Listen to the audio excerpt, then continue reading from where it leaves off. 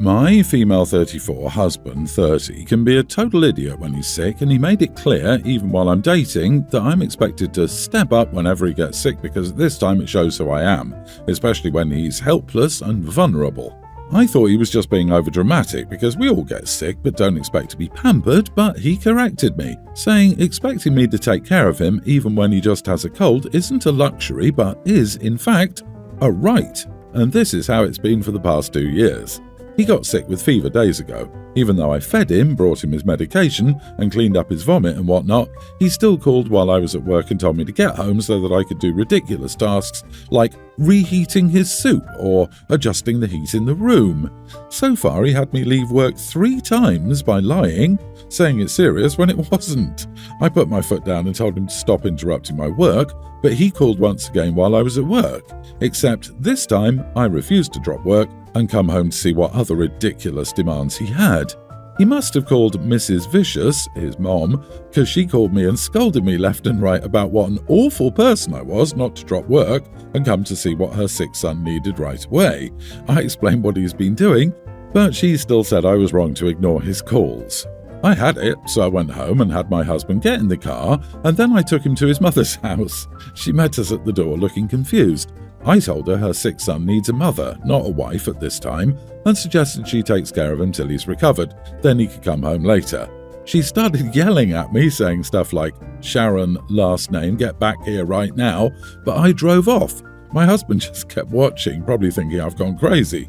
I later got nasty texts from both of them accusing me of having a passive-aggressive attitude and also of prioritising work over his health and struggle.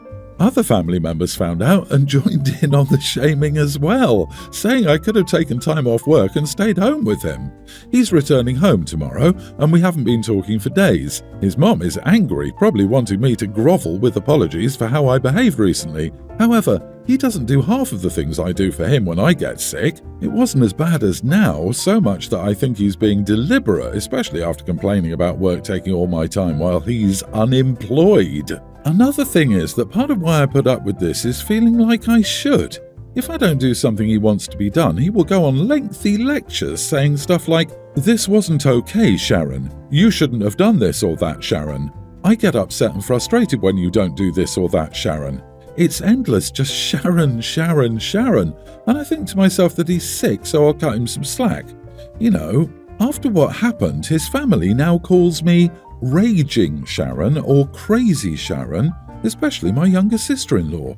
So he's unemployed and you're the breadwinner, but he's willing to put your employment at risk just to satisfy his need to be a spoiled brat while he's sick with a minor illness?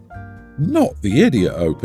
And I tell him if he needs someone at his beck and call while he's sick, he needs to hire a nurse out of his income and not expect you to give up your career for him. This man needs to grow up. Please do not have children with this man, as he sounds completely useless. Tell him to stay at Mom's house until he grows up, which is likely never. Not the idiot, but oh, why did you marry him? I don't get how someone can tell you exactly who they are, so you marry them anyway, then get upset they do exactly what they said they were going to do. Girl, a better question is, how fast can you undo that marriage? Divorce him, OP. This is not how a loving spouse should treat you. I would understand if he was seriously ill a lot, but he's a grown adult who can care for himself. The way he treats you, lying to you, this is not a loving relationship. This is toxic. This is not healthy. Divorcing him will also divorce his entire toxic, meddling family. OP, free yourself of all their BS. You deserve to receive the same love and attention you're giving. Sadly, I don't think you'll ever get it from any of them. Our family had a tradition of throwing huge birthday parties and buying those really big cakes. As we've gotten older, we've changed it to having a small birthday party with only the immediate family in the evening, and we pretty much just buy the same big cake, sing happy birthday, give presents and leave. Now, around 4 years ago, everyone kind of stopped eating the cake.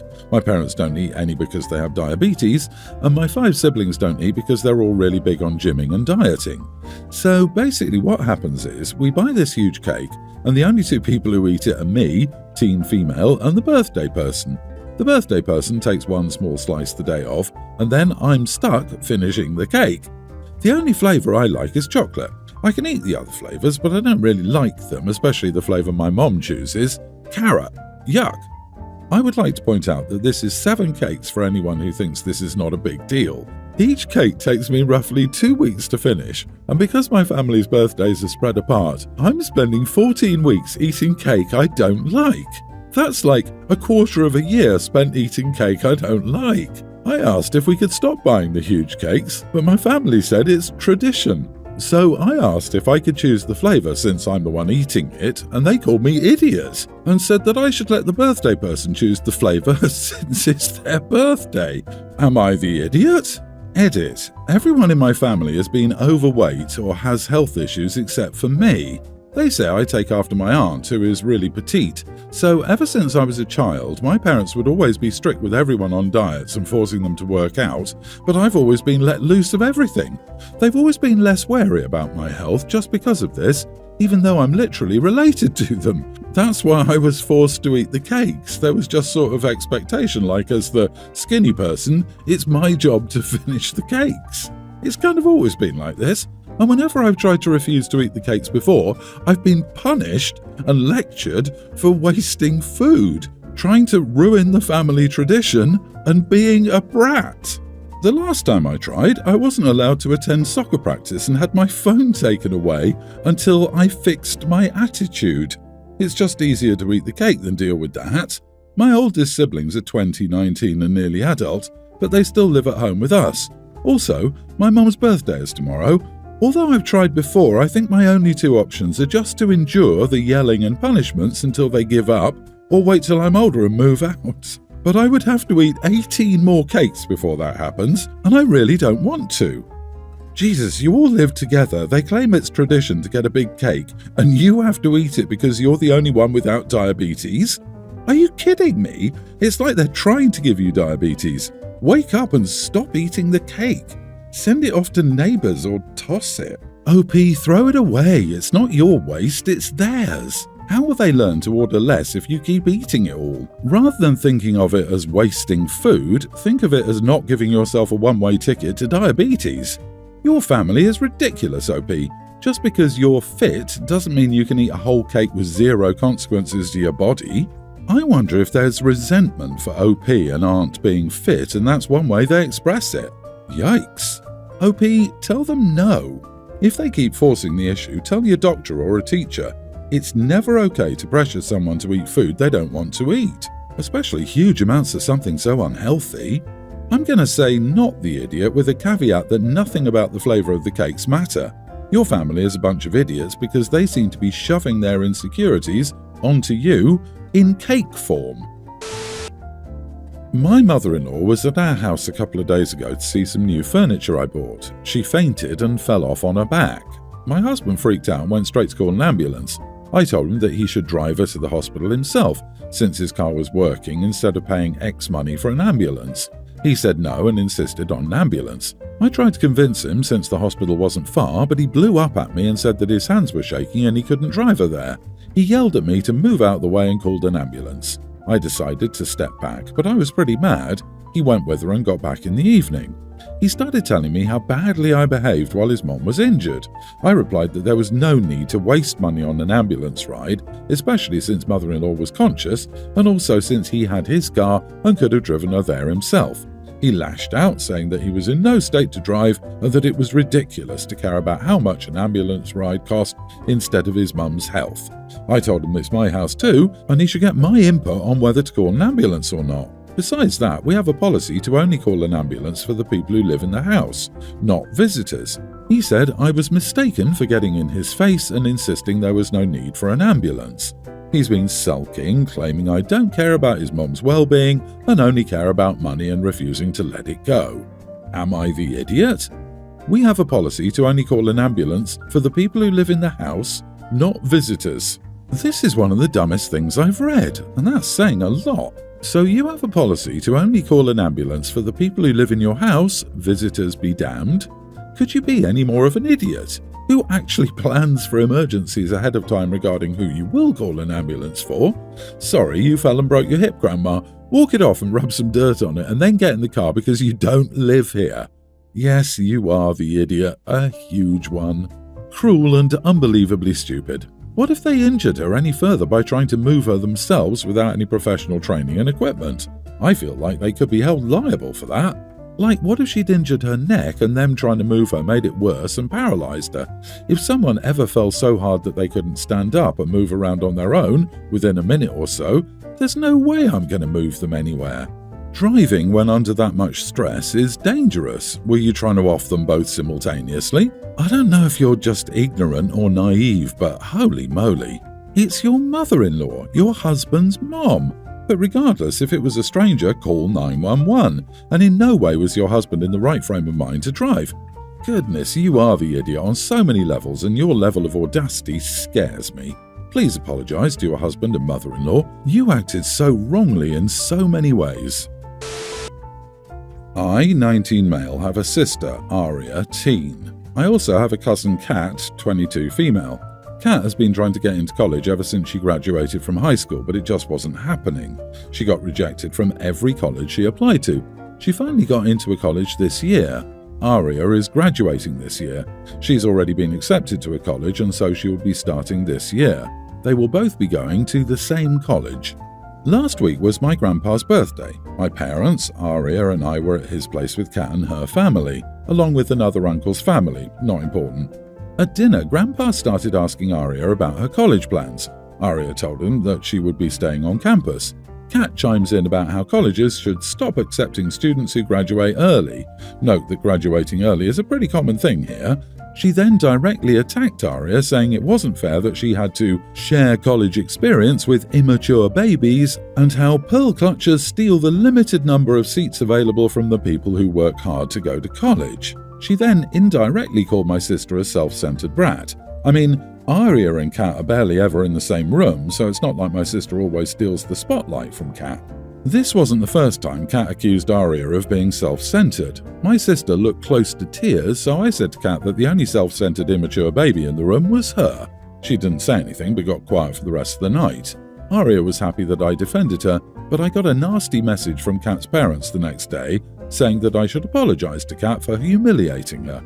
I said no. They have since been calling my parents, trying to make them get me to apologise. My parents are on my side, but when I was venting about it to my girlfriend, she said I should have confronted Kat in private instead of making her look stupid in front of family, and I should just apologise.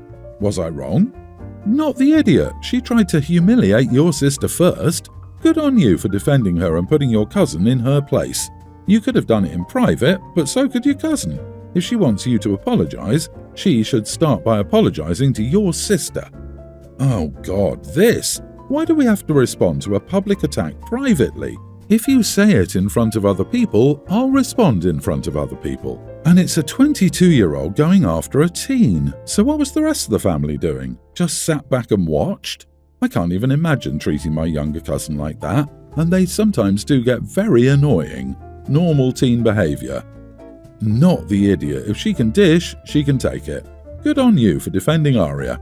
Also, re-evaluate your girlfriend, or at least ask her to clarify. If Kat can insult a child in front of the family, why can't you insult Kat? If she understands this, yay, she's just misguided. If not, then consider re-evaluation of that relationship. This times a million. The girlfriend doesn't seem to respect OP's sister. Public attacks deserve a public response. End of story. Being the bigger person doesn't get you the prize everyone thinks they get at the end. It gets you the prize of being a doormat. Oh, and I got a nasty message from Kat's parents the next day. Gee, I wonder why your cousin thinks it's okay to be a bully when her parents legitimize and defend such awful behavior. Last year I got 2 puppy sisters, Sadie and Gizmo. They're big girls, so I have a 6-foot wooden fence around my property so they don't go running off and can't jump it. They're pretty well trained except for Sadie. It's been an uphill battle training her not to run after cats or cars when she's on a leash and out of the yard. So that's another reason I made sure I have a high enough fence to keep them in. They've got their own doggy door so they can go in now as they please when I'm at work. My girlfriend is a scary driver, drives fast, swerves on purpose, etc. My house is off the main road, so she does it a lot coming and going when she visits or stays over. I hate driving with her and won't if I don't have to. Basically, everyone has warned her about it. A couple of weeks ago, I had to drive with her. My car had 2 flats and we just had a nasty snowstorm, so girlfriend was going to take me to go pick up 2 new tyres. True to fashion, my girlfriend goes fast on an icy road and is having a grand old time making her car fishtail on damn ice.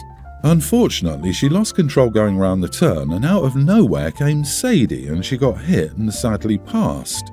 I did everything in my power to not lose it on her then and there, got out, and told her to go. I'd have a friend take me. I found a snowbank in the yard that had iced over and I guess Sadie jumped the fence that way. My girlfriend gave a half apology and swore it wasn't her fault, but I told her that if she just listened to me and virtually everyone else in her life about her driving, it might have been avoided. I told her to stay away for a couple of days while I figured out what to do. I was honestly pretty pissed she didn't offer to do anything, not help bury new dog, nothing. Since then, Gizmo's been pretty distressed and lonely, so I decided it'd be best for her if I got a new dog soon as possible.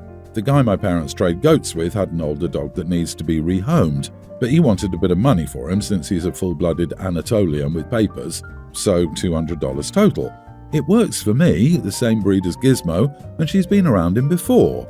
Since it was her fault, I told my girlfriend to pay for the new doggo. She argued about it and dragged her feet, but eventually she paid for it. The whole situation just soured her to me, and I broke up with her a couple of days later. So now she, her family and friends are saying I'm an idiot for not splitting the cost of the dog, and I should have regardless of what I thought because she was my girlfriend and it was just an accident. Am I the idiot?